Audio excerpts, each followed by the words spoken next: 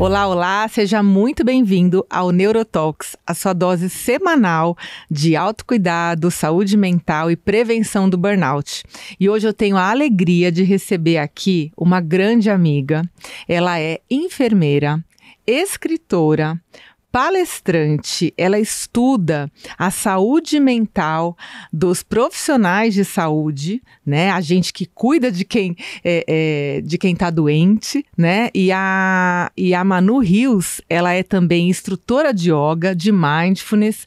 Minha grande amiga, seja muito bem-vinda, Manu Rios! Obrigada, eu tenho um prazer enorme de estar aqui, né? Finalmente, depois de tanto a gente tentar, finalmente as agendas conciliaram e para mim é um prazer enorme estar aqui com você, falar desses assuntos que a gente fala tanto, que a gente, né, conversa tanto. Vamos ver quanto tempo vai dar essa conversa aqui, porque tem muita coisa maravilhoso. A Manu tem esse sotaque delicioso. Da onde que você é mesmo, Manu? Maceió. Maceió, mas ela mora no Rio de Janeiro.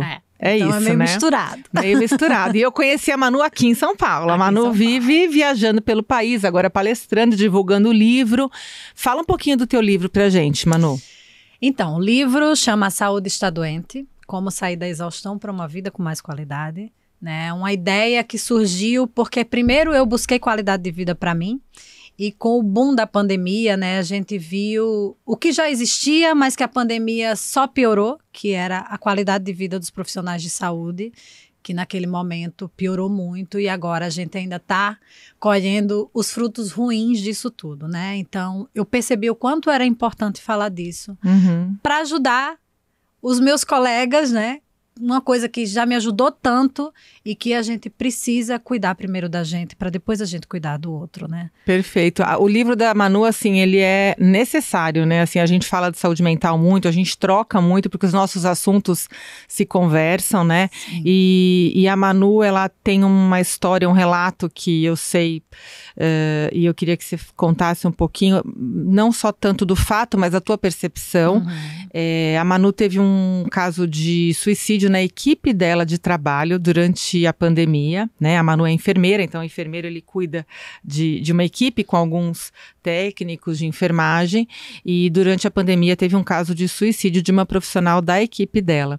Então imaginem só a pancada, a porrada na boca do estômago, né, Manu, que foi isso, assim, o trauma e como foi gerir todo esse estresse, todo esse trauma nessa turma, nessa equipe.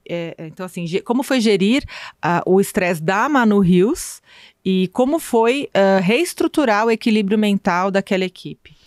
Então, na verdade, eu estava de licença, né? Eu estava de licença médica por conta do meu adoecimento, né? Que eu fui, no comecinho da pandemia, eu fui internada com uma sepse fúngica, né, uma infecção generalizada por um fungo que a gente achava que era Covid e não era.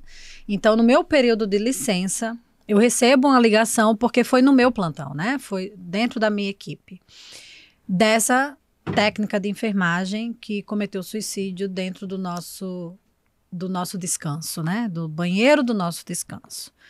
Então, no ambiente de trabalho. No ambiente de trabalho. E foi uma história recorrente. Ela já tinha tentado uma vez, foi afastada, voltou, colocaram ela para trabalhar à noite, ou seja, né? Enfim. Eu não a conhecia antes, eu só tive contato com ela nesse retorno, então, na verdade, eu tive pouco contato com ela, mas o histórico todo mundo já conhecia. E mesmo eu estando de licença, né, meu telefone tocou para dar a notícia. E para mim o que foi mais chocante, né, e que eu falo que as pessoas normalizam coisas que são normais, mas não são comuns, né? Você que já trabalhou em ambiente hospitalar, a gente sabe a quantidade de vezes de profissionais que usam medicamentos, a gente tem acesso a muitos medicamentos e é comum acontecer de você pegar um colega usando uma coisa, usando outra, de sumir determinadas medicações, mas não é normal. Perfeito. Então a gente não pode normalizar coisas que são comuns, mas não são normais. E para mim o que mais chocou naquele momento foi, depois daquilo tudo, as pessoas que estavam ali continuaram trabalhando normalmente. Aquelas pessoas não foram acolhidas, nem naquele momento e nem depois dali. né? Então, assim, o hospital não... Por mais que diga assim, o hospital tem... os funcionários poderiam procurar o serviço lá, que é de psicologia, de apoio que eu nem psicológico. sei onde é isso, nem sei, mas não era o momento. O momento era do hospital buscar essas pessoas e acolher essas pessoas. Porque a gente sabe que, né, a gente é feito... Acham que a gente é super-herói, né? Vai aguentando, né? Tantos desafios que a gente vê na assistência, enfim, a gente lida com morte, a gente lida com adoecimento, a gente lida com familiar, a gente lida com tantas coisas e por vários momentos não enxergam a gente como um ser humano que sente. E que por mais que naquela hora seja forte, né, a gente sabe o quanto que as doenças são somáticas, né? A gente vai somatizando e aí vem as doenças autoimunes que vão surgindo, que sabe Deus, né? A gente nunca vai achar a origem de fato, mas que a gente sabe que tudo isso impacta, né? Os traumas, essas coisas todas que vão acontecendo com a gente enquanto profissional de saúde. Então, para mim, o que mais me chocou foi essa falta de acolhimento. E que é uma coisa que eu falo até hoje. Eu falo assim, gente, eu não me conformo, porque a gente não pode normalizar esse tipo de coisa. Perfeito. E você está trazendo uma questão super importante, porque a gente vê, sim, abuso de substâncias, abuso de medicamentos, automedicação, tanto de profissionais da enfermagem quanto de médicos, né? E dentro da medicina, a principal especialidade médica que sofre com isso é a anestesia, né? E a gente tem muitos casos de suicídio ou de morte por overdose, Sim. né? De opioides, de medicamentos que são anestésicos ou que são sedativos, né? Enfim. Então, é uma história, assim, é um fato extremamente grave, extremamente preocupante e que muitas vezes passa batido. Por isso que eu acho que o tema central do teu livro, Manu, ele é urgente, ele é necessário, ele é brilhante. Acho que você teve ali uma sensibilidade, uma perspicácia muito importante, assim, para esse momento que a gente vive. Isso sempre foi, eu acho, que um tema necessário, mas após a pandemia, sim, nem se fala. E assim, né, eu gosto de falar que eu decidi, muita gente pergunta, por que você decidiu falar sobre isso, né? E a gente acaba reverberando o que acontece na nossa vida, né? Então, eu primeiro tive que buscar qualidade de vida para mim, né? Porque eu sempre tive uma vida de esporte, uma vida considerada saudável. Pra quem não sabe, a Manu é atleta, né, Manu? Amadora, bem amadora, mas a gente gosta do esporte, né? A Manu corre na equipe do Bernardinho, técnico de vôlei da seleção, maravilhosa. E aí, assim, a gente entra na faculdade e parece que todo o resto desaparece, né? Sim. A gente fica ali 5, 6 anos só focada na profissão, em estudar, e todo o resto vai ficando de lado, né? Tudo bem, né? A gente sabe que é um momento de transição da vida, né? Em vários aspectos, adolescência para a vida adulta, sair da vida escolar para a vida profissional, mas ali no finalzinho da faculdade eu descobri uma doença autoimune, né? Eu tenho espondilite anquilosante, uma doença reumática autoimune, mas aí naquela coisa de forma, começa a trabalhar, vim para o Rio de Janeiro fazer residência, que na época já não era muito comum na enfermagem. Mas a gente vai entrando e vai jogando para baixo do tapete. Depois eu vejo. Mas aí eu fui me vendo realmente numa situação que eu estava sedentária, porque eu não conseguia. Não era que eu não fazia. Eu tentava fazer atividade física, mas não conseguia. Não tinha força. Eu tinha dor, para mim não era prazeroso, era sofrimento. Então fui deixando de lado, fui ficando sedentária, fui engordando, fui... né, entrando naquele modo automático da vida de tá tudo ruim, reclamando, não sei o que, até uma hora que eu tive um clique. Eu estava realmente muito satisfeita. E a primeira coisa que eu busquei foi a yoga, porque eu dividi apartamento com um amigo que falou, cara, você vai gostar da yoga, a yoga vai te fazer bem. E eu fui. Só que com a yoga eu comecei a buscar senti necessidade de mudar outras coisas, que foi quando eu mudei. Aí eu falo que eu chamo de choque de ordem. Eu dei um choque de ordem na minha vida, né? Eu mudei de médico, eu comecei um novo tratamento, eu busquei uma nutricionista, eu busquei terapia. Não foi tudo ao mesmo tempo, claro, mas eu fui sentindo necessidade de ir juntando essas, digamos, ferramentas, né? Foi quando eu consegui voltar a correr. Então, naquele momento, eu comecei a perceber que qualidade de vida era um valor inegociável para mim. E aí eu falei, bom, para eu cuidar melhor de mim, eu preciso trabalhar menos, porque a gente sabe que profissional de saúde, e principalmente profissional da enfermagem, ele gosta de ter mais de um emprego, né? Muitos. Sai de um plantão para outro, vira à noite. É normal, né? É comum, né? É comum, mas não é normal. Boa! Né? Não pode ser normal. Então, ali eu falei, bom, eu preciso... E eu nunca trabalhei em 2 hospitais. Eu sempre trabalhava no hospital e, como eu trabalhava com pesquisa clínica, eu trabalhava com pesquisa clínica numa clínica de oncologia. Então, ali eu falei, cara, eu não quero mais ter 2 empregos. Eu quero ter mais tempo para mim. Eu quero ter mais tempo para fazer atividade física, eu quero ter mais tempo para cuidar melhor da minha alimentação, né? E aí foi onde veio uma sacada que, assim, para eu trabalhar menos, eu preciso me organizar financeiramente, né? Então, por isso que eu gosto de falar, Ana Paula, que para olhar para a qualidade de vida, a gente não pode só olhar para a saúde. Porque quando a gente fala em qualidade de vida, a primeira coisa que vem na nossa cabeça é saúde. Sim. Né? Mas quando você pergunta para as pessoas... o que é qualidade de vida para você? O que você precisaria ter a mais que você sente falta hoje para você dizer, a minha qualidade de vida melhorou? E assim, a maioria dizia, eu queria poder ter mais tempo para desfrutar com os meus filhos, com a minha família, com os meus amigos, mas para isso eu precisava ter um pouquinho mais de dinheiro. Então eu cheguei num ciclo vicioso que eu percebo que a maioria das pessoas estão, que é falta o dinheiro. Para eu conseguir mais dinheiro, eu trabalho mais. Mas aí eu fico sem tempo. A saúde vai para o espaço, porque você não tem tempo para fazer atividade física, come qualquer coisa na rua, não dorme direito. E aí vem o piloto automático, que você entra no modo reclamação, insatisfação, saúde mental vai para o saco. Então, e as pessoas não sabem sair disso. Porque o que eu mais recebo eu queria sair disso, mas eu não sei por onde começar. Eu não tenho clareza do que eu quero fazer. E aí é onde eu... falamos aqui da educação financeira, falamos do tempo, falamos da saúde, e eu coloquei mais um outro pilar, que é o pilar que eu vejo que é o mais necessário, mas que a maioria das pessoas não entendem que precisam, que é o autoconhecimento.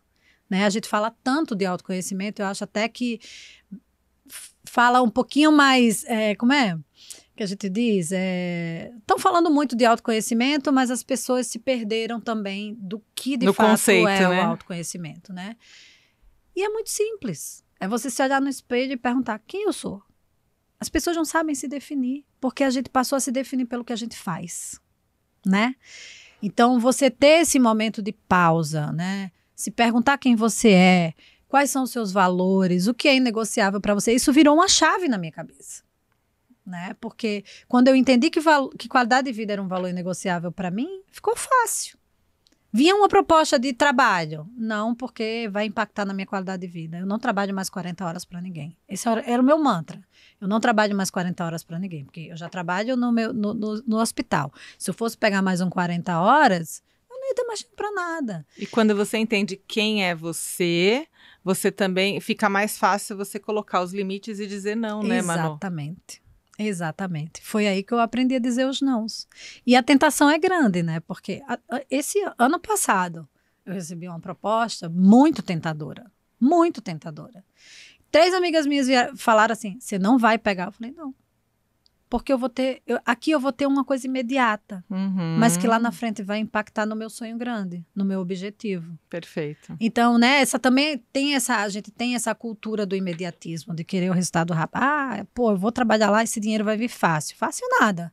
Vai levar 40 horas da tua semana, e aí quando a gente vê que tempo vale muito mais do que dinheiro. Né? Exato. Você sabe, eu faço mentoria para médicos, né? Você sabe, E a gente, isso é uma questão que ronda muito, assim, né? Eles estão sempre falando, puxa, mas eu trabalho tantas horas de plantão ou de convênio, ou eu gostaria de ir para um consultório particular, de ter mais qualidade de vida, mas eu tenho medo, eu tenho receio, aí eu recebo uma proposta para dar aula numa faculdade, uma proposta para assumir a coordenação de uma equipe e tal. E aí, exatamente isso que eu falo muito para eles. A gente tem um planejamento ali na mentoria, né, de como que você se vê daqui 3 ou 5 anos, né, aonde você quer estar, qual é o seu ponto B, né, e toda vez que você receber uma proposta por mais incrível e maravilhosa que seja, tenta avaliar se essa proposta, se esse movimento está te aproximando ou te afastando desse ponto B. Em geral, essas propostas incríveis, maravilhosas, estão nos afastando desse ponto B. Só que a gente, no imediatismo de, nossa, eu vou ganhar tanto, eu vou, nossa, maravilhoso. Então, ainda mais a gente sabe, né, profissional de saúde, tem muitas profissões, em muitos lugares, cargos que você é bem remunerado. Então, é tentador você dizer sim, né? Então, precisa de muito autoconhecimento, que é o que você está falando, e muita sabedoria para falar os nãos, né? E a gente tem que sim falar de dinheiro quando a gente fala de qualidade de vida, porque a gente vive numa cultura que ensinou que é feio falar de dinheiro, é feio dizer que é ambicioso, né? Quem tem dinheiro, normalmente, a gente relaciona a coisa errada, a corrupção, a roubo, né?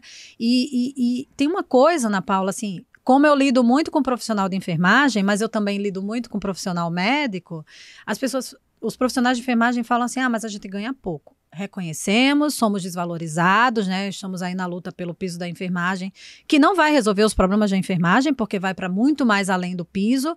Mas eu falo sempre o seguinte: a gente tem que lutar pelos nossos direitos, óbvio, mas cadê a autorresponsabilidade? Porque nem sempre é sobre quanto você ganha, mas como você organiza a sua vida financeira. E eu falo isso com propriedade, porque eu conheço gente que ganha salário mínimo, que consegue se organizar, óbvio, né? Cada realidade é uma realidade. Mas eu conheço médicos que ganham uma fortuna e têm a vida financeira extremamente bagunçada. E aí é onde entra a Ana Paula, né? Na coisa da gestão também. Porque a gente sabe que profissional de saúde não aprende a ser empreendedor, né? De jeito nenhum. A gente não aprende nada disso na faculdade. Exatamente. Então, assim, às vezes tem consultório bombando, agenda lotada, consulta que só atende particular, às vezes não atende convênio. E a conta não fecha. Eu tenho um amigo que é cirurgião, que vive operando e ele fala, eu falei assim, cara, tá errado. Tem uma coisa errada aí, né? Sim. Eu não sou a pessoa da gestão, não vou te ensinar gestão, mas busca alguém que te ensina. Então, é óbvio que a gente quer sempre ganhar mais, mas você olha para sua vida financeira, você sabe quanto ganha, cara, é conta simples. Quanto você ganha por mês? Pão, é verdade. Qual é o seu custo fixo por mês? Você sabe essa conta? Você tem essa conta? Porque se você não tiver essa conta, não tiver esse controle, você pode ganhar quanto for a mais. Tem gente que já está contando com o piso da enfermagem que não foi nem 100% aprovado ainda, já está gastando por conta. E eu estou falando isso de verdade, nem é de brincadeira, sabe? Uhum. Então, ganhar mais é sempre bom, mas a que custo? Uhum. Né? Eu falo, se o dinheiro faltar, a gente corre atrás, tá tudo certo, vamos dar plantão extra sim. Eu tô na transição, eu tô aqui, ó. Eu tô naquele momento que eu tô... Você ainda atua como enfermeira, né? Ainda atuo como enfermeira, sou funcionária pública, tô migrando pro empreendedorismo, então eu julgo que eu tô no pior momento, com muitas aspas, né? Porque eu nem tô num lugar, nem tô no outro. Eu tô no meio do caminho. Então, para mim também é difícil, né? Uhum. Eu também tenho que ficar, né? Eu tô vindo para cá sempre, tô viajando sempre. A gente ainda faz coisas que a gente ganha dinheiro, faz coisas gratuitas. Então, assim, é gerência. É autogestão, sabe? Vamos ter autorresponsabilidade também de olhar e falar assim, cara, deixa eu fazer minha parte, deixa eu me organizar aqui. Então, seja você enfermeiro que ganha pouco, seja você um médico que ganha fortuna, cara, não adianta se você não parar para fazer conta, para ter uma organização. Sim, perfeito, né? Porque se você não fizer esse movimento, é muito provável que você entre nessa espiral de trabalhar mais para ganhar mais e não cuidar da saúde, e aí ficar muito perto desse esgotamento. Sim. Que ontem que pode caminhar para um burnout, né? Ontem mesmo eu conversei com uma colega que está interessada em fazer a mentoria. Eu vou fazer uma nova turma agora só de mulheres médicas. Eu me animei por conta do mês de março, que foi mês da mulher e tal, e aí fez uma turma, eu não sou nada sexista, sabe, mas achei que fosse interessante porque a gente troca assuntos que são em comum, né, são dores em comum e tal, então dessa vez eu resolvi fazer uma turma separada e as mulheres gostaram da ideia. E aí, uma colega que eu conheço já há muitos anos falou assim, AP, elas me chamam de AP, né, de Ana Paula, é meu apelido de faculdade. AP, eu preciso muito de você. Amiga do céu, eu preciso muito de você. Falei, é mesmo? Mas o que aconteceu? Minha vida tá um caos, assim, porque eu tô fazendo um monte de pós e aí eu gastei muito. E aí, porque eu gastei muito, eu tô trabalhando que nem uma maluca. Ela tem 2 filhas.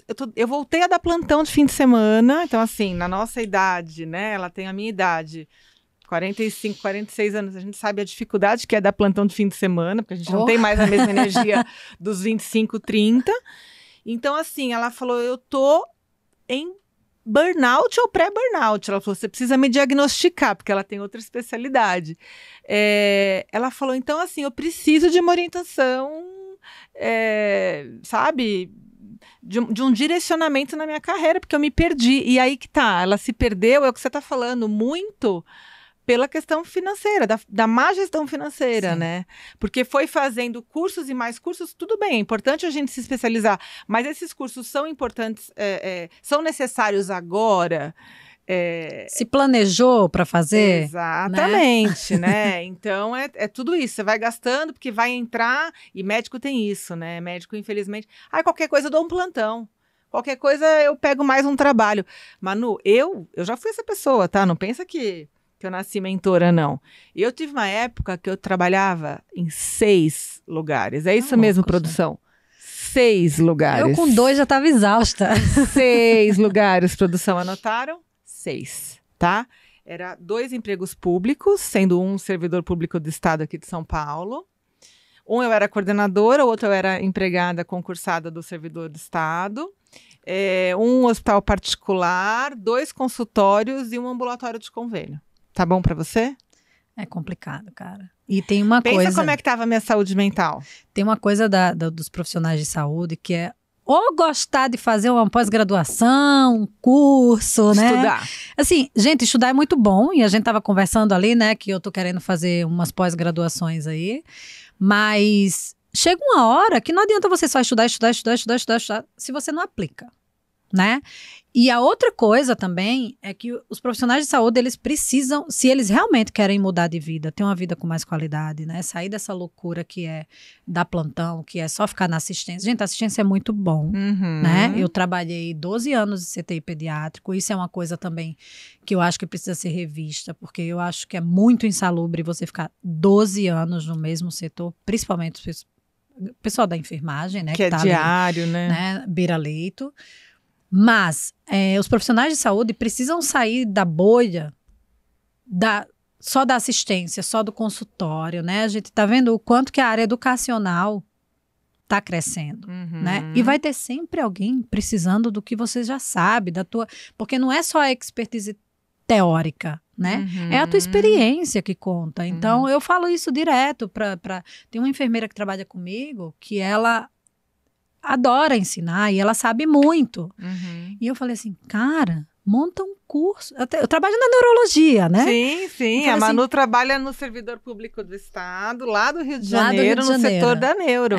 Então eu falei pra ela, cara, você pode montar um baita curso, sabe? Mas as pessoas não têm. Não olham para outros lugares que não só assistência, consultório. Então tem tanta coisa que você pode explorar hoje em dia e cada vez mais, né? Então a galera tá muito exausta. Tá muito exausta. E você vai vendo pelo grau de irritabilidade, pelo cansaço mesmo, né?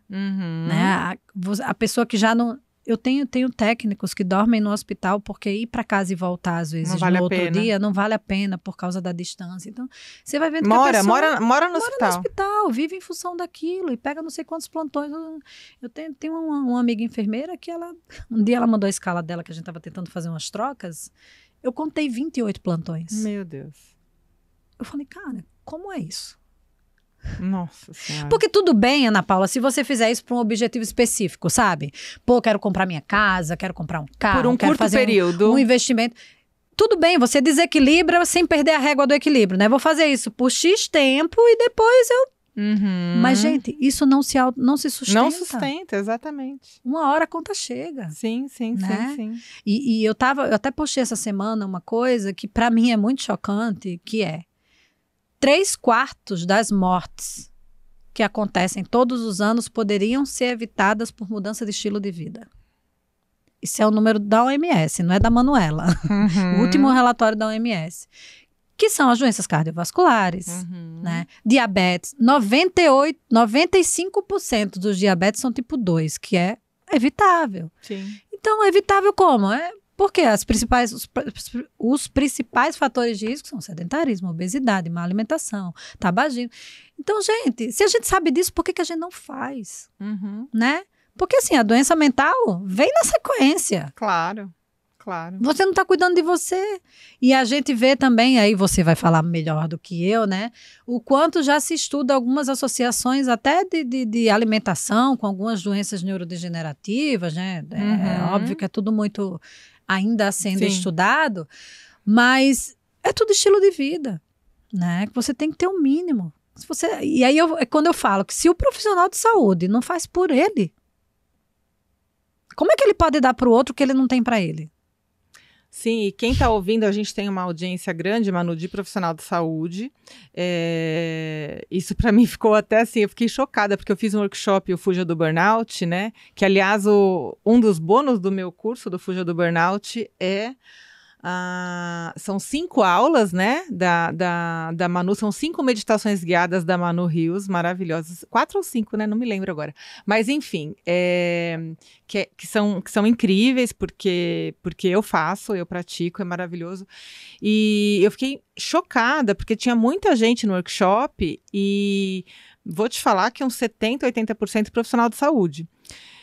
Então, eu tenho um público grande que me segue que tá ávido por transformação na vida, sabe? Por fazer algo diferente, né?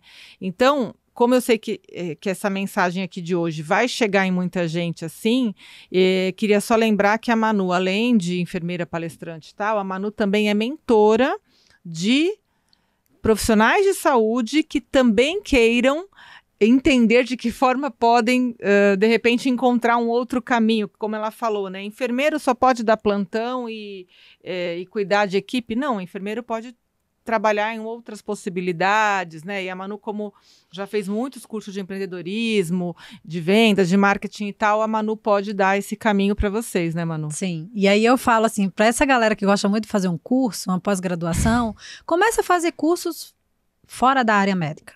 Né? Eu gosto sempre de lembrar que o primeiro primeiro evento de empreendedorismo que eu fui, eu chorei 3 dias seguidos. Eu acho que eu sei porque eu fui num parecido. A gente tava no mesmo. Ah, foi o mesmo! O EAP. Foi onde a gente se conheceu. Pois é. Chamava Empreendedorismo de Alta Performance. E aí, do Joel assim, J. Que porrada, né? Não, assim, eu nunca tive crise de ansiedade, tá? Nunca. Mas eu me vi com um sentimento muito louco, porque eu falei assim, gente, isso aqui não sei nada. Muito fora da minha bolha. Eu tô achando que eu ganho bem, e aí eu tô vendo a galera falando de cifras. E assim, não que eu acho que eu ganho bem, isso até foi uma coisa que eu falei uma vez com a minha ex-chefe, que a gente tava conversando, negócio de salário, ela falou assim, mas o nosso salário é o maior da categoria, porque a gente é concursada federal, não sei o que. Eu falei assim, mas qual é a sua régua? Porque a minha régua não é enfermagem. Isso é uma outra coisa que as pessoas precisam olhar, né? Beleza, a gente é 1% da população, eu quero ser o 0,0000. Por quê? Porque, gente, eu quero ter segurança, conforto, eu quero poder dar conforto para meus pais, eu quero ter conforto para mim. E tá tudo bem isso, né? Pra gente ganhar mais, a gente não precisa que o outro ganhe menos. Exato. Né? Dinheiro é infinito. Exato. Então, isso foi uma coisa que explodiu na minha cabeça, né? E então explora outros cursos, faz cursos fora da sua área, olha para outros lugares. E é uma coisa que eu gosto de falar também, Ana Paula, né? As pessoas, quando vão me apresentar, falam, Manu é enfermeira, é instrutora de yoga, é atleta, é percussionista. Percussionista, verdade. Né? Como é que você tem tempo para fazer tanta coisa? Gente, minha vida não é corrida. Eu amo dizer isso, porque quem olha meus stories tem a sensação que a minha vida é corrida. Ali é um recorte, né? E não é. Minha vida é 0 corrida. Eu tenho dias corridos. Hoje vai ser um dia corrido. Vou sair daqui, vou gravar outro podcast, tem uma reunião, tem uma venda. Mas são dias corridos e divertidos, né? Mas por que eu gosto de dizer que eu sou todas essas coisas? Porque a gente, desde a escola, a gente foi encaixotado, né? E aí, no final da escola, você tem que escolher quem você vai ser quando crescer. Você é ensinado a escolher uma única coisa e que essa coisa tem que ser para a vida toda. Porque se você, com 40 anos, decide fazer uma faculdade, você vira chacota na faculdade da galerinha mais nova, né? Então, eu gosto de dizer que eu sou tantas coisas, né? Que eu faço tantas coisas, porque nós somos seres múltiplos. Você faz balé. Cuida você dá mentoria, filhas. você dá palestra, você consulta, você...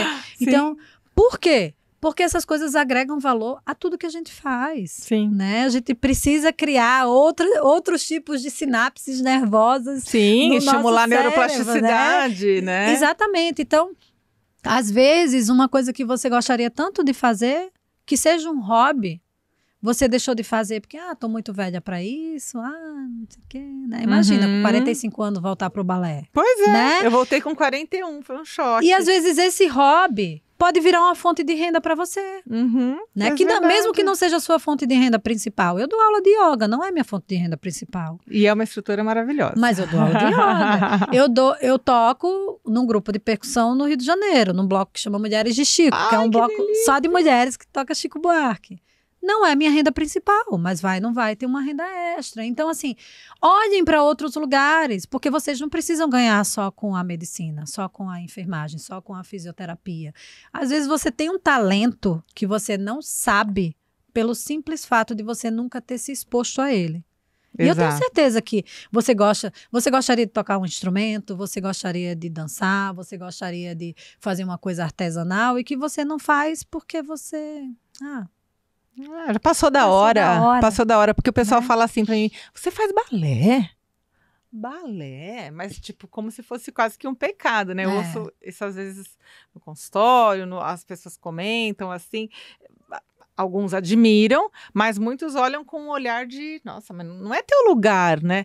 Gente, obviamente que eu já fui bailarina uma época, hoje em dia é um balé por hobby, é um balé gostoso, é um balé que faz bem pra minha cabeça, mas ali eu recarrego ali a energia como se eu colocasse na tomada e ali eu me encho de uma energia tão potente que quando eu volto para minha atividade em casa com as minhas filhas, com meu marido, com as minhas obrigações, com a minha mentoria, com o meu livro, enfim, eu tô nova, pronta para outra. É um momento de descompressão, então, para mim, é uma terapia absurdamente boa, né? E o que você está falando de outras possibilidades, né, Manu, é isso, assim, eu também fui para esse lado de estudar outras coisas, o empreendedorismo, as mentorias, as outras possibilidades, o marketing digital, este podcast. Este podcast, por exemplo, nasceu de uma percepção de que um dos meus talentos era da comunicação, né? Que é um talento natural que eu tenho desde pequenininha. Eu fazia propaganda na televisão, eu fazia teatro, eu ganhei prêmio de teatro amador. Eu fazia programas na TV e sempre com essa facilidade de falar, eu queria ser atriz. Eu falava que eu ia ser atriz e médica. Aí o meu pai um dia falou assim, não, atriz e médica não dá, você tem que escolher uma das duas. Olha que dá, hein? Aí eu falei, mas como é que não dá, né? Na minha cabeça eu tive que escolher acho que com 12 ou 13 anos, porque o que estava acontecendo? Eu estava faltando muito na escola para fazer as gravações, né? E aí começou a me prejudicar, né? 6º, 7º ano, 13 anos, vai. Aí eu tive que tomar essa decisão, vai imaginando, com 13 anos, né? Aí eu falei, meu Deus, então tá. Aí ele falou assim pra mim, eu lembro, olha, se você for médica primeiro, depois você pode ser atriz. Se você for atriz, vai ser mais difícil depois ser médica. Então ele já escolheu por mim, claro que porque ele era médico, acho que ele é médico, então obviamente que acho que ele quis já puxar a sardinha pro lado dele. O sonho dele era que eu fosse médica, enfim. E então ele já me induziu a decidir. E eu decidi, mas isso ficou no meu coração. Não teve jeito, né? E aí, conforme eu comecei a estudar empreendedorismo, comecei a estudar vendas, comecei a estudar uma série de coisas, de marketing digital, um dia eu me deparei com o livro do Jacob Patrick, que era O Talento que Ignoramos, O Óbvio que Ignoramos. Esse livro é uma porrada, O Óbvio que Ignoramos, que fala sobre o talento original, né? E aí eu falei, caramba, o que eu fazia quando eu era pequena, que todo mundo falava, não, é a Ana Paula, chamou alguma coisa, vai na frente, é a Ana Paula. Eu falei, é isso, eu sempre falei, eu sempre fui do palco, eu sempre fui da comunicação. Então eu comecei ali a fazer coisas na internet, a me expor, a fazer entrevistas e aí sim deu o match de usar o meu conhecimento médico com a minha forma de me comunicar, né? Então eu consegui fazer essa junção. Tô longe ainda de chegar onde eu quero chegar em termos de lugar profissional, de sucesso e tal, mas hoje eu tenho uma trajetória interessante, eu tô feliz e tô em flow, né? Eu tô aqui, por exemplo, hoje é um dia, né, de gravação, que eu tô aí de uma semana cansativa, enfim, mas eu passo o dia em flow aqui, Sim. sabe? E aí você falou uma coisa que é uma reflexão que eu vou deixar aqui pra galera. Lá, quando você era pequena, todo mundo perguntava quem você quer ser quando crescer. E você falou que você foi lá resgatar na tua infância o que você gostava de fazer e que você trouxe de volta. Então, a minha pergunta para as pessoas é: quem você deixou de ser quando você cresceu? Resgata isso, né? E quando você fala do balé, né? E eu vou fazer uma ligação, você vai entender por quê. Tem tantas coisas que o balé te dá, né? O balé te dá uma atividade física, o balé te dá um momento de você desopilar, tem a criatividade, tem você lidar com o seu lado... Eu tô até arrepiada.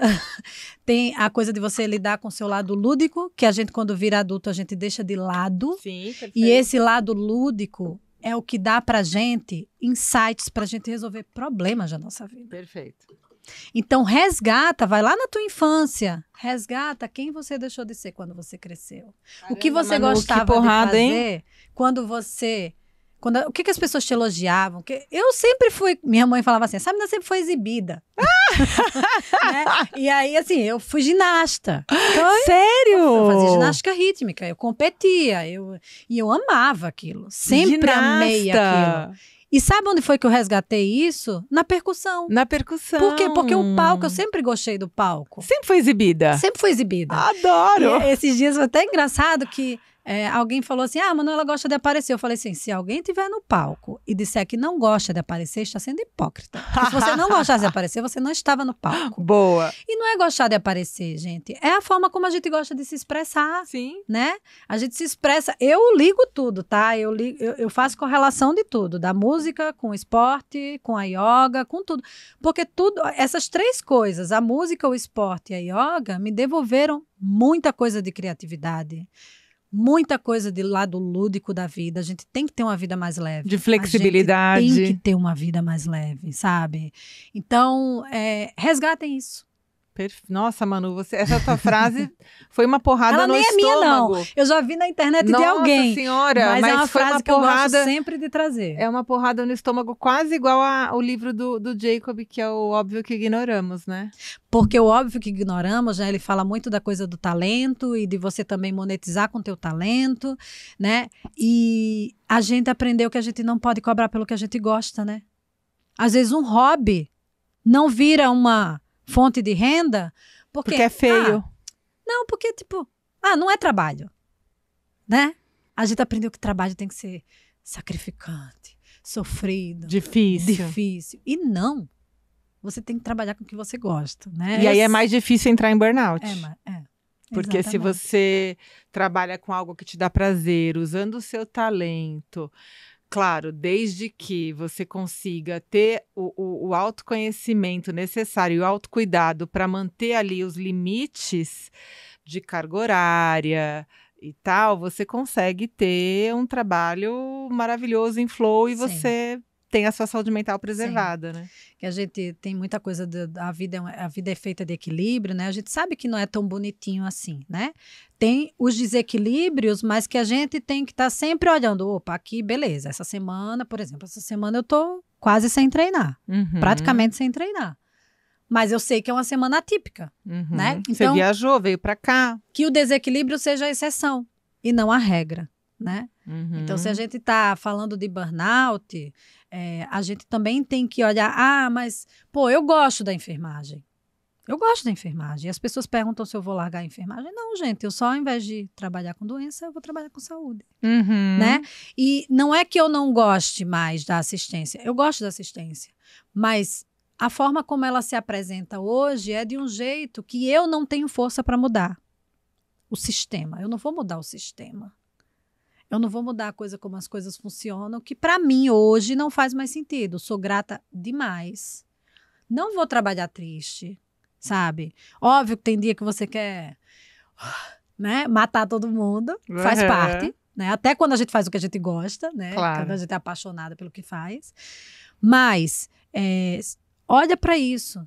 Se você está trabalhando num lugar que você não se identifica mais com aquilo, cara, você que tem que fazer a sua parte. Não tem jeito. Não vai ser o patrão, não vai ser o governo, não vai ser... Não. Você pode ter o aumento que você for. Quantos milionários a gente vê aí entrando em burnout? Hã? Muita gente, né? E eu atendo no consultório um pessoal... Eu atendo muito bancário atualmente, tenho muito bancário, porque eu acho que o sistema bancário é um sistema muito estressante. E aí mesmo pessoas que falam... Ontem eu ouvi isso de uma paciente nova que me encontrou no Instagram e foi lá e tal. Ela falou assim, você é minha última esperança. Eu sempre amei o banco, amei o que eu fazia, amei. E ela era uma gerentona e tal, e ela falou assim, e sempre achei que essa história de atestado por depressão, ansiedade, meio cascadura, assim. Eu também. Eu sempre achei que isso era coisa de gente frouxa, de gente não sei fraca. O quê, de gente fraca. Mimimi. Enfim, e aí o processo dela, ela evoluiu para um burnout, hoje ela está afastada já há 4 meses, e num processo doído, doloroso, porque... Além do burnout, que já é extremamente doloroso, ela passa pela culpa, ela tem raiva, ela chorou na minha frente ontem, ela chorou diversos momentos, né, da consulta, por tristeza, por medo, por uma série de coisas, mas teve um choro que me chamou muito a atenção, que foi de raiva. Agora eu tô com raiva, ela falava. Eu tenho raiva de estar passando por isso. Como que eu deixei passar, chegar nesse ponto? Como que eu não consigo voltar a ser quem eu era? Então, assim, é muito difícil. Mas além dos bancários, né, tem um outro público, tem vários públicos com burnout hoje em dia, né? Várias pessoas, mas tem realmente pessoas, Manu, que teoricamente chegaram aonde queriam financeiramente, né? Então alcançaram ali o sucesso profissional.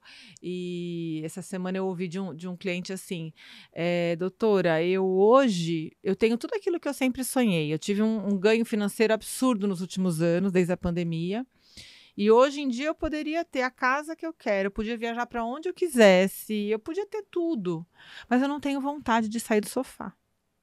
Eu não tenho força para ir no shopping com a minha filha. Então, eu daria tudo isso, eu te entregaria tudo isso. Eu falei, olha que eu pego. Não, eu tô brincando. Ele falou assim, eu trocaria tudo para ter a minha saúde, ter um salário de 5 mil reais para poder curtir. Não queria, não. Mas ele falou, eu teria 5 mil reais para ir no shopping com a minha filha e estar feliz. Olha que... E ele deve faturar milhões, porque ele, né, assim, pelo que ele me falou.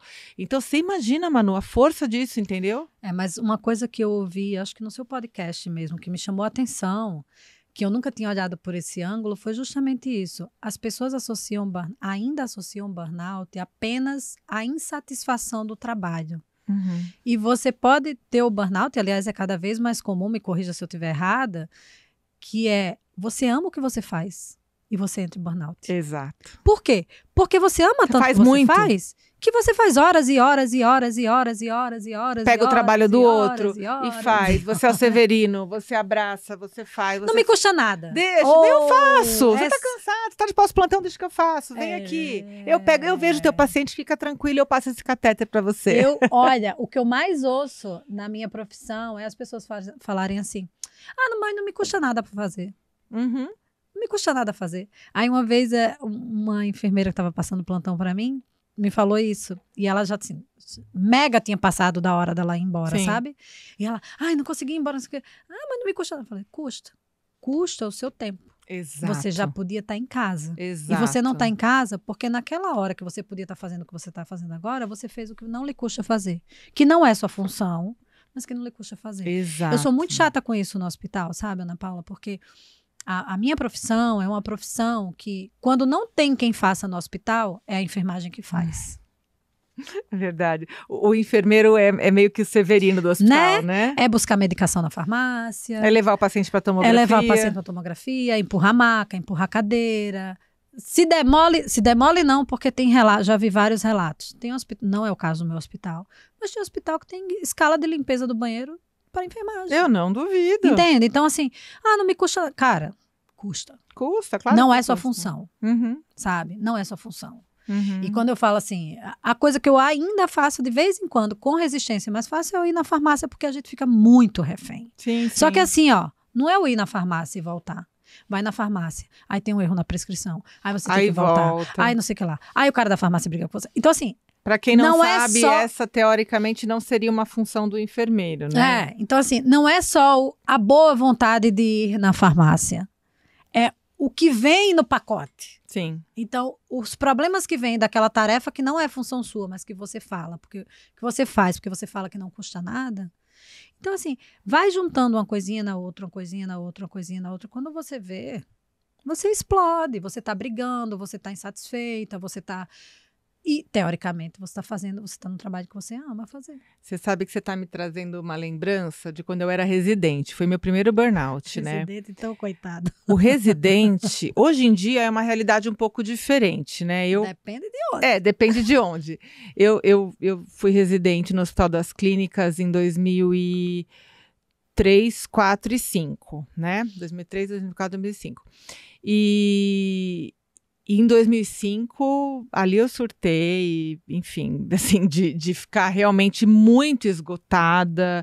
E aí eu tive até a tal da despersonalização, quando você fica boca dura, briguenta, né? Enfim. Mas, só para contar um pouquinho essa coisa das suas tarefas e das suas funções, né?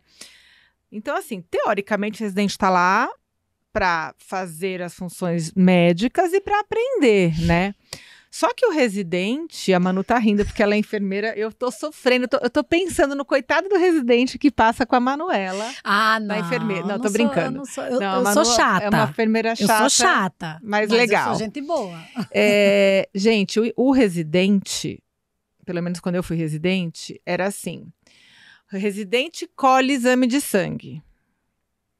Teoricamente, quem colhe exame de sangue, teoricamente, seria alguém do laboratório. Ou hospitais públicos, um técnico de enfermagem, enfim. Tem um serviço de laboratório para isso. Serviço de laboratório para isso. Mas o residente quer o exame, o residente colhe o exame. Não é para o residente fazer, mas ele faz. Aí ele pega o tubinho de sangue, ele quer o resultado. Ele não vai ter ninguém para vir buscar, porque já sabe que o residente leva. Ou porque não tem mesmo. Ou porque às vezes não tem, exatamente. No meu setor não tem. No serviço público não tem. Então o residente pega o tubinho de sangue e leva até o laboratório. Só que, por exemplo, no Hospital das Clínicas, naquela época, quando eu fui residente, o laboratório ficava no prédio dos ambulatórios. O laboratório ficava lá dentro. Então, para andar até o laboratório, num pós-plantão, pensa, você já estava de plantão, estava sem dormir, sem tomar banho, cansada para burro, você pegava aquele sangue que você acabou de colher, e aí você tinha que andar até o prédio dos ambulatórios, que era uma baita caminhada. Exercício do dia. Exercício do dia, aí você deixava lá o exame e voltava. Depois de trabalhar um monte em outras coisas, que em geral não eram funções do residente, teoricamente, né? A gente sabe que todo residente faz isso, mas se a gente parar para pensar que o residente empurra a maca, que o residente às vezes troca, vira o paciente transporta, né, de um leito para o outro. Quando não suja o lençol para colher sangue, ainda toma esporro da enfermagem. Ainda toma esporro da enfermagem, porque sujou o lençol, aí pronto. Então, assim, o residente leva o paciente para tomografia, o residente espera a tomografia, às vezes até imprime a tomografia para poder colocar no prontuário, porque vai passar o chefe. Então, o residente faz tudo. O residente vira um zelador ali de um síndico daquele caso, e aí ele tem que voltar depois. Na minha época, ele tinha que voltar para pegar o papel do laboratório, porque não tinha sistema. Então, você ia até o laboratório, eles imprimiam. Então, assim, gente, tô falando tudo isso por quê? Para mostrar que eram funções que a gente fazia, que teoricamente estavam além daquilo que foi combinado ou pactuado, e obviamente que você vai ter um excesso ali de uma demanda, né? Então, isso acontece na enfermagem, acontece em outras profissões de saúde e outras categorias profissionais. E sempre que a gente está esticando a corda, fazendo coisas que não foram combinadas ou coisas além do nosso limite, a gente fica mais perto do burnout. E aí, Ana, eu tô começando a levantar uma bandeira que eu sei que muita gente não gosta, né? Mas assim, hoje a gente fala muito de qualidade de vida dentro das empresas. Eu acho que as empresas estão começando a ter esse olhar de fato, né? Algumas empresas têm área de descompressão, tem um momento ali, sei lá, de relaxamento, tem uma atividade física, tem, né, empresas grandes, tem empresas, inclusive que tem academia dentro da empresa. Essa que eu recebi a proposta de trabalhar, tinha uma puta de uma academia dentro da empresa que eu falei, ai, gente, deu vontade disso, só pra ficar na academia. E olha que eu nem sou fã de academia. Sim, né, você gosta de pedalar. Mas eu fico impressionada que esse ainda não é um assunto que é levado pro hospital, enquanto empresa, sabe? Enquanto empresa. E se você olha para hospital público e hospital privado, né, deixar claro que tanto para médico e para enfermagem, são duas realidades completamente diferentes, né? A enfermagem no Rio de Janeiro conseguiu ter um descanso obrigatório. Então, tem quarto com cama para descansar. São Paulo não tem isso. Nada. Eu ouvi de uma enfermeira assim, ó, uma enfermeira de São Paulo que foi trabalhar no Rio. Essa história eu não posso contar aqui, mas eu vou contar um pedacinho dela. Ela virou para mim e falou assim, vocês aqui no Rio reclamam de barriga cheia. Porque lá em São Paulo, quem trabalha à noite tem 1 hora. E você escolhe se você dorme ou se você come. Eu falei, você tem orgulho de falar isso? Porque eu teria vergonha. E ela virou para mim e falou assim, e aí eu preferia comer do que dormir. Eu falei assim, tudo errado, né? Comer de madrugada, não dormir. Perfeito. E aí a gente sabe o quanto hoje o sono é cada vez mais estudado, cada vez mais falado, e quanto impacta na saúde mental, na saúde física, né, nos burnout da vida. Porque, cara, se você não dorme, né, dormir é a hora que você bota o teu corpo físico, mental, espiritual, tudo na tomada para recarregar, né? É o momento que o teu metabolismo faz um detox natural, o próprio cérebro faz tem o sistema linfático ali que faz a limpeza do sistema nervoso, metabolismo, né, parte hormonal, tudo é durante o sono. E aí tu não dorme. E aí você tem orgulho de dizer que em São Paulo você só tem 1 hora e você escolhe se você dorme. Então, assim, eu acho que a gente precisa começar a falar de coisas que os hospitais, enquanto empresa, podem fazer pelos seus funcionários, gente. Perfeito. É um momento de descompressão. Beleza, tem 1 hora de almoço. Por que você não tem, ao invés de ter um fumódromo? Eu acredito que não existe mais fumódromo no hospital. Eu espero que não, né? Também espero. Mas se você tem um espaço que é, sei lá, um almoxarifado que está guardando lixo, por que não botar uma salinha ali que você não precisa contratar ninguém? É uma musiquinha que você bota no ambiente que a pessoa pode ficar ali, ó, dar uma respirada, dar uma meditada, contratar alguém, colocar uma pessoa que vá ali 1 vez por mês, que seja, mas começar a estimular, né, essas coisas, fazer coisas mais lúdicas, sei lá, eu não sei, eu tô jogando aqui a ideia no ar, mas os hospitais precisam enxergar isso enquanto empresa, porque tá muito difícil, a assistência tá muito difícil. Eu concordo com você, Manu, e a questão é essa, né, o hospital nunca não, né? Nunca é uma palavra forte, mas o hospital dificilmente, raramente promove ações de qualidade de vida e de saúde, né? Na pandemia, no auge da pandemia, eu vivenciei, né? Eu trabalhei no começo da pandemia, na linha de frente ali, trabalhando em UTI, neurológica e tal, e que foi um caos aquilo, e eu vi muita gente adoecida, médicos, enfermeiros, fisioterapeutas, técnicos de enfermagem, adoecidos, chorando, com depressão, medo, com né? pânico, com medo, sem saber o que ia acontecer, com burnout, com excessos de plantão. Muita gente não se recuperou até hoje, acabou pedindo demissão e viraram meus pacientes depois. E eu cheguei, junto com o psiquiatra do hospital e a psicóloga, a gente se uniu para propor grupos e é um grande grupo de hospital particular, do Brasil, enfim. E a gente chegou a propor que a gente fizesse algumas ações gratuitas de acolhimento das pessoas que estavam sofrendo, dos nossos colegas, fazer rodas de conversa, fazer grupos, fazer reunião no Zoom, fazer sei lá o quê. Pergunta se alguém se preocupou em oferecer um espaço, oferecer um coffee, oferecer uma organização do evento. Fingiram que não ouviram, entrou por um ouvido e saiu pelo outro, porque isso não é importante, isso não dá lucro, né, Manu? Sim. Isso não dá lucro. Eu fui chamada para uma reunião para uma instituição, uma instituição de saúde que está começando a ter turmas de graduação, né, de enfermagem, e eles estão esperando liberar, porque de medicina não pode mais abrir, né, está esperando liberar para também abrir de medicina. E me chamaram para conversar, né, sabia do meu livro e tal, não sei o quê.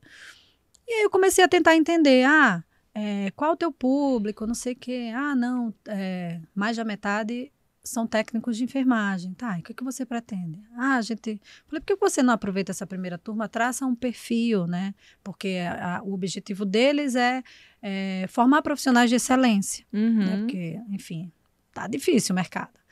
E aí ela me traz um relato que mais da metade são técnicos de enfermagem. E eles já estão exaustos no primeiro período da faculdade. E aí eu falei, e por que você, não tenta fazer diagnósticos de burnout? Não posso. Por quê? Porque essa instituição é ligada a uma rede hospitalar. E esses técnicos são funcionários da rede hospitalar. Aí eu falei assim, cara, então me desculpa, você não vai ter profissional de excelência. Porque se você está me dizendo que no primeiro período da graduação eles já estão exaustos, o que você espera que ele... Porque geralmente o aluno de enfermagem, geralmente ele atua como técnico para pagar a faculdade. Muita gente faz isso. Então, assim, é muito complicado. Eu sei que o hospital é uma empresa, né? Tem que ter o olhar como empresa. Mas as empresas... Então, mas aí que tá, Manu. Na saúde, estamos muito atrasados. Sim. Por quê? As empresas, por exemplo, vamos pensar no Google. O Google é uma empresa que visa lucro. Sim. E o Google já sacou e já entendeu que precisa de medidas de qualidade de vida, de proteção de saúde mental, para que os seus funcionários produzam mais, se afastem menos, porque absenteísmo é perda de dinheiro. Então, no final das contas, a empresa visa o lucro. Sim. A empresa não está preocupada se o funcionário está feliz. Quer dizer, até tá, mas o funcionário estar feliz é o meio para o lucro, ok? Sim. Perfeito. O hospital devia pensar a mesma coisa, porque a gente está vendo grandes empresas, eu já palestrei para grandes empresas, né? Empresas, enfim, não vou aqui citar os nomes, mas cooperativas de banco, empresas, montadoras de veículos, empresas que estão se preocupando com isso porque entenderam que a saúde mental do funcionário, no final das contas, é mais dinheiro. Sim. Por que raios que os hospitais, que as instituições de saúde ainda não entenderam que preservar a saúde mental dos seus colaboradores é mais dinheiro no final das contas, é menos afastamento, é menos ação trabalhista. Mas, você está falando isso e, na verdade, é muito curioso, né?